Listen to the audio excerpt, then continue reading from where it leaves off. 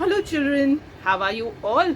So are you feeling fresh and fine to start today's day with me? Come on, join your hands, close your eyes. Gurur Brahma, Gurur Vishnu, Gurur Devo Maheshwara, Gurur Sakshat Parabrahma, Tasmai Shri Guruve Nama, Tasmai Shri Guruve Nama. After our prayer, it's time for our favorite weather song. Come on. How is the weather today? Weather today, weather today. How is the weather today? Is it cloudy or bright? Are you feeling hot or cold? Hot or cold? Hot or cold? Are you feeling hot or cold? Won't you tell me today? So children, tell me, how's the weather outside? My side, it's very hot these days. I'm sweating, isn't it? Yes, soon the summer season will be there, and now we are going to come into the spring season as winter is going to say goodbye. Now, children, tell me, which topic is going on in our class? Unique utensils. And in this team topic on Monday, we just saw what are the utensils we see, and we saw their names, right? So now what are we going to learn today? Today we are going to learn what are the utensils used for cooking, what do we use for serving, and what we use for eating. So do you know which are these utensils? How about we go and have a look and we learn what are their uses, how we use them in the kitchen, and what are the different uses of the utensils used for cooking, for serving, and for eating. Come on, let us go. So children, the name of the theme topic is unique utensils, we all know, and in this topic on Monday we just learned a few names of the utensils. Today we are going to learn what are the uses of these utensils, and some of these utensils are used for cooking food, some of them are used for serving your food, and some of them are used for eating food. So let us take the utensils which are used for cooking food. Now, children, when you enter your kitchen or you open the door or the drawers, you might see a lot of utensils. But I'm sure you don't know what each utensil uses. So let's take each utensil and see what it is used for. Now what is this? These are called pots. Yes, and as you can see, all these pots have got lids. Some of them don't come with lids, but yes, you get separate lids also which you can buy. And basically why lids are required? Because mostly you're cooking your all your vegetables or your stew or your rice and dals in pots like this, so you need to cover it and cook. So therefore the pots will definitely come with lids, or you can buy separate lids, and they also come in different sizes. Now if you have a smaller family, you might not need a very big pot, but when you're having guests over and you have to cook for so many people, you will need a bigger vessel. So that means a bigger pot. So they come in different sizes also, as you can see here on the screen. Now the second utensil what we can see here, I know you know its name. Yes, it's a frying pan. And as the name suggests, it is used for frying or for making your omelets, or for sometimes even cooking your parathas or theplas. So the frying pan has multiple uses, but the basic main use of a frying pan is for frying. So when you want to do anything like shallow frying, your tikkis, you will always put it in a frying pan. Some of us even make up pizzas in frying pan, right? So you say pan pizza. So sometimes a pizza is also cooked in a frying pan, and they too, like the pots, come in different sizes.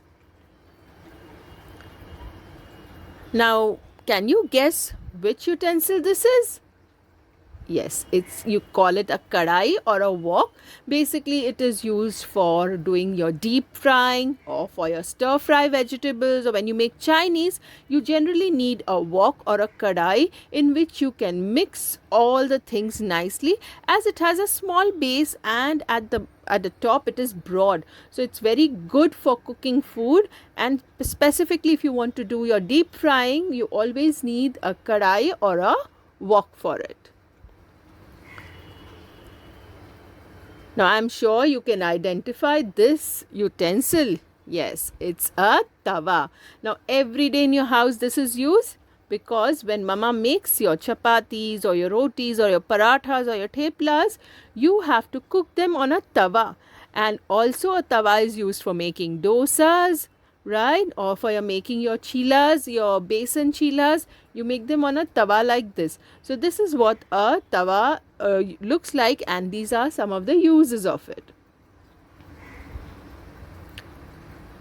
Now children, I know you have guessed the name and I don't need to tell you what it is also. Yes, it's a pressure cooker. It is a must in every house because all your cooking which requires like a longer duration gets quickly cooked in a pressure cooker. For example, when you want to make dal or you want to make some pulses, or for people who eat non-vegetarian food, they also use a cooker because it is the very fast way of cooking your food, and it is very good also. It has a whistle on top, and when the pressure rises up, the air just comes out and a whistle blows. So that's how, from the number of whistles, you know whether your food is cooked properly or not. And that's how the use of a cooker is done. And in every house you have a cooker. Cooker also comes in different sizes. Some need big cookers, some have small cookers in their house, or some will have a range of different cookers depending on what they want to cook in it. Children, now what do you see on the screen? Have you seen this in your house? Do you know what it is called? These are cooking spoons. Yes, so in English you call them cooking spoons. You might be having a different name, what you might be calling, or mama must be calling it at home. These are referred to as cooking spoons because they are used for cooking purpose, for stirring, for frying, or even for removing whatever vegetable or rice or anything which is cooked, maybe soup or gravy. So even sometimes used for removing the food and serving it also.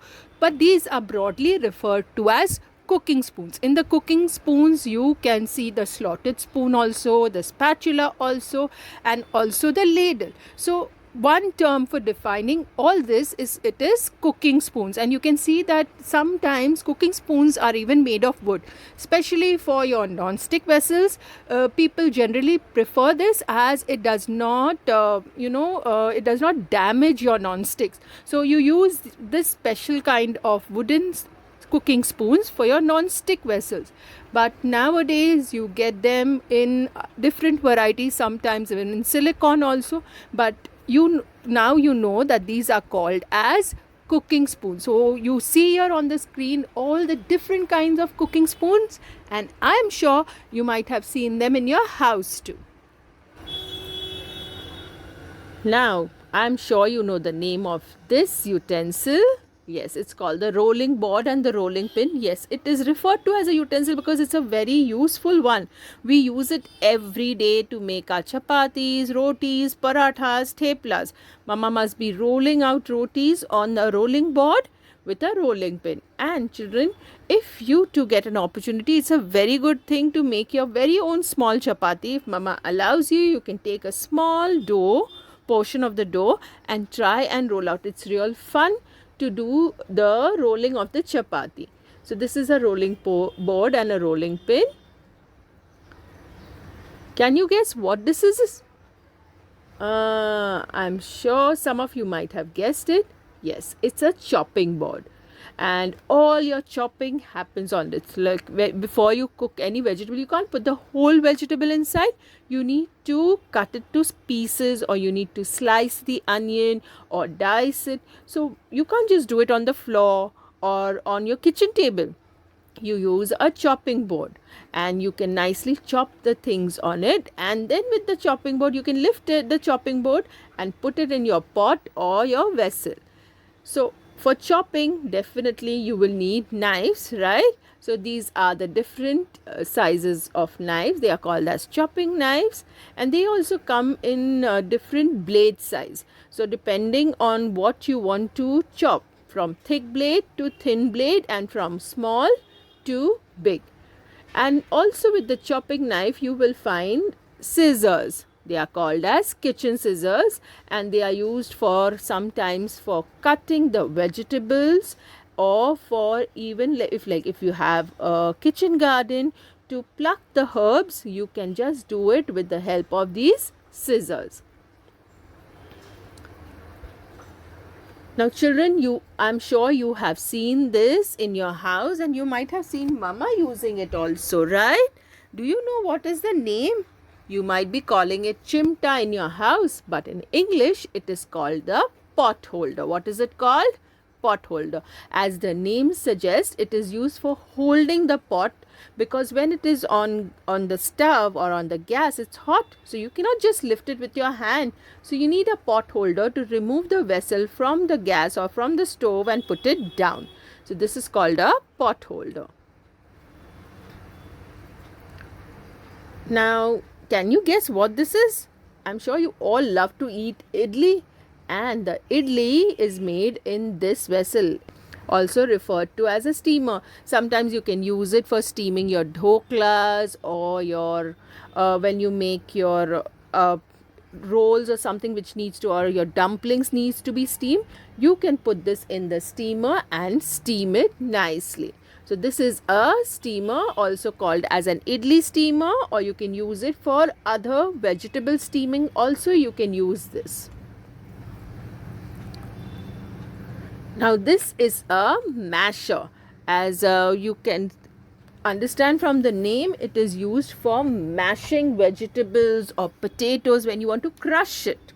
So you want to crush it and you want to make it soft and nice and into one consistency, you use a masher. Generally we use this in our house when we make pav bhaji. So to make it into one consistency, mama must be using this masher and mashing all the vegetables so that they become all as one, and then yummy pav bhaji is made. Now children, what is this? It is a whisk. Yes, and this particular whisk is called as a balloon whisk. Look at its shape, it looks like a balloon, right? So that's why it's called a balloon whisk. It is generally used for mixing batters, or when you have egg, you want to beat the egg for making cakes, so that time also you use it for, or for any kind of batter you are making it for your chilas or for your dosas or for your cakes. You use this whisk and it helps you to mix the batter and remove all the lumps from it, and also to incorporate more air so that your batter becomes nice and fluffy, and when you make the cake or you make your chilas, they will also come nice and soft and fluffy. Now, can you see this vessel or this utensil? Have you seen this in your house? Do you know what it is called? We have learnt its name on Monday. Yes, it's a colander, and a colander is basically used for straining. So if you want to wash vegetables or fruits, you put them in the colander, you wash it and all the water will get drained off. Same thing when you boil rice and you want to remove the water from the rice, you put it in a colander, all the extra water will come out, and then you can steam the rice and you have your rice ready. So this is a colander.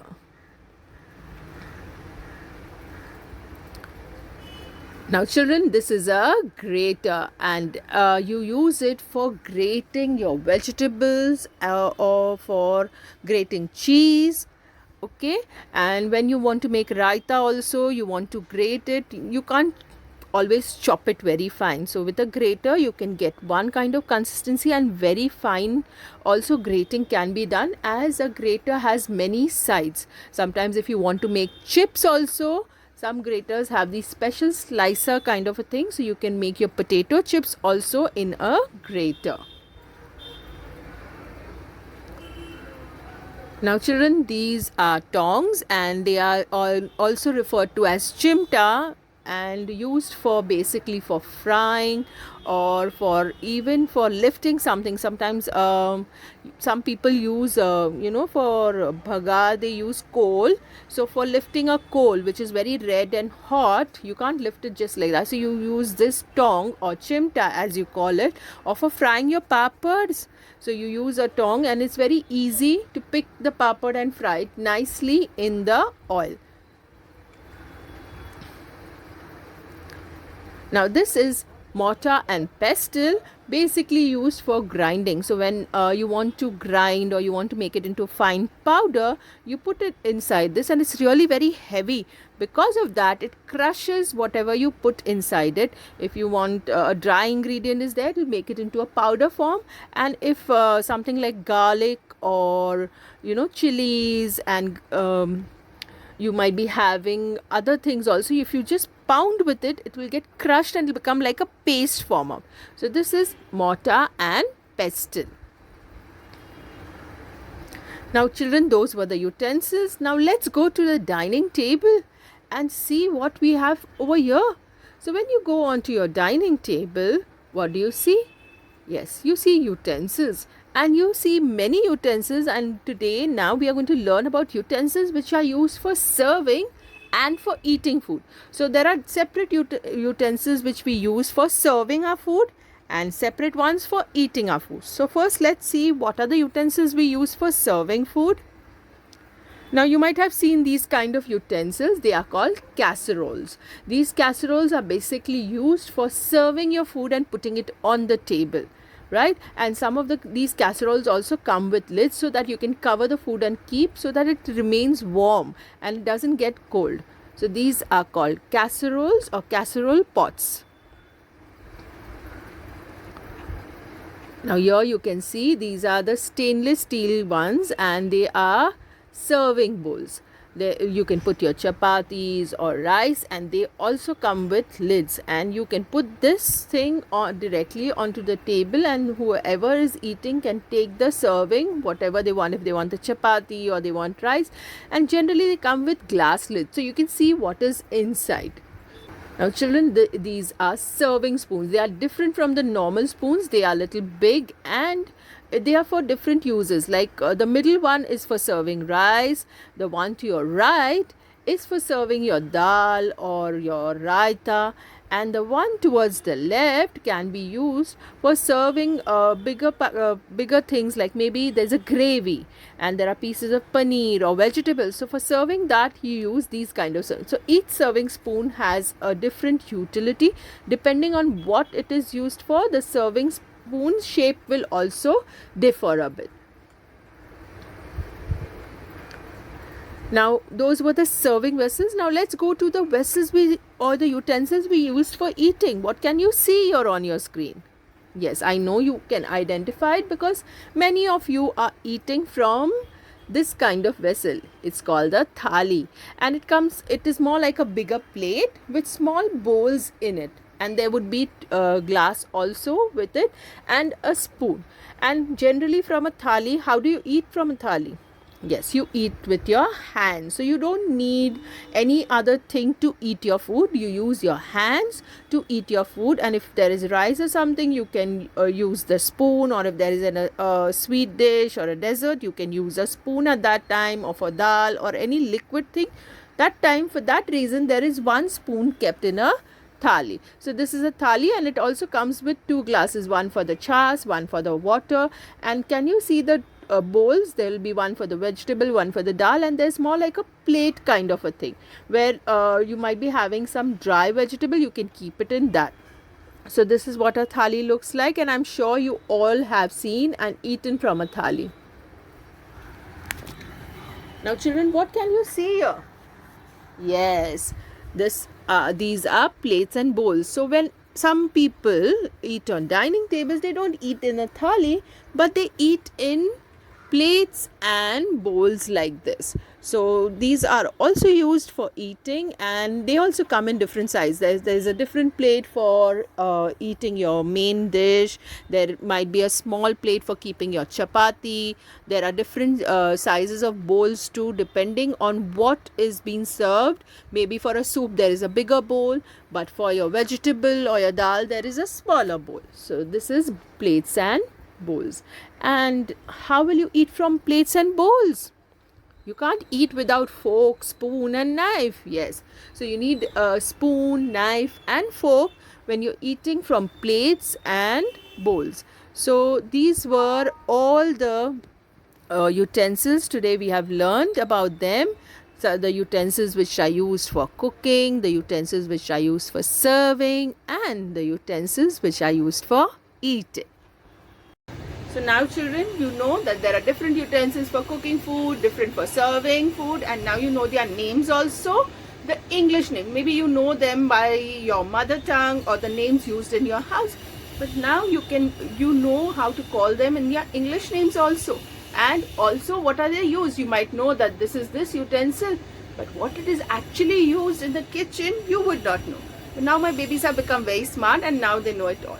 Okay, now after that lesson, how about we do one very nice and interesting and very quick worksheet? So quickly go and remove your fun sheet pads and I will tell you what are we doing today. So children, quickly remove your fun sheet pads, open to page number 31 where our worksheet for today is there. Now, before you start the worksheet, we do what we are supposed to do. We'll ask our mama or our papa to write our name and today's date. After the name and date is written, let us see what we are supposed to do. That is, read the instruction, and the instruction says trace the outline. Now children, if you can see, there are three things. This is a fork, a knife and a spoon, and around it there is a dotted dash line. So what are we supposed to do? We are supposed to trace that line. So we will select any one crayon from our crayon box which is nice, sharp and pointed, and we have to just trace the outline. So are you ready? So today I'm going to select my purple color crayon and let's get started. First we will trace the fork, and for the fork we'll always start from up as we always start our worksheets.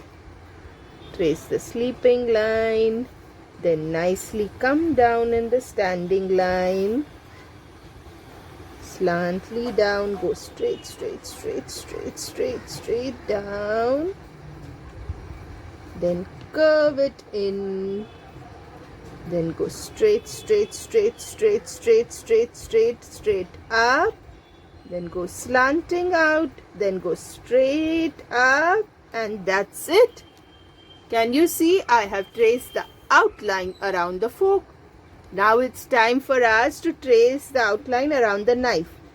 In the same way, we will go out, go straight, down,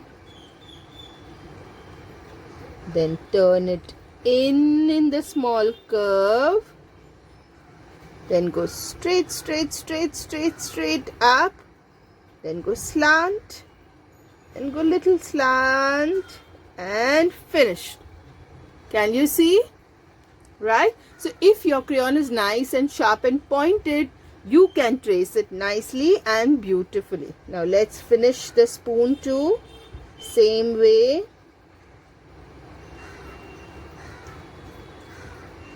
Curve, go down, turn it in, go up, do the curve, and that's it. Look at that. My fork, my knife, my spoon, all are ready. And now it's time for me to get a star.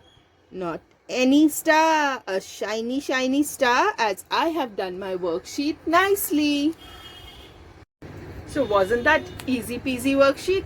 I'm sure you all will trace it very easily and give it, because what was there in it? Yes, there was a fork, a knife and a spoon. The outline was there and you had to just trace it. So simple. Okay, after that very easy peasy worksheet, it's time for me to go, as you have your class with Miss Ruby. So you go and enjoy your class with Miss Ruby, and I will see you again tomorrow. Take care. Bye.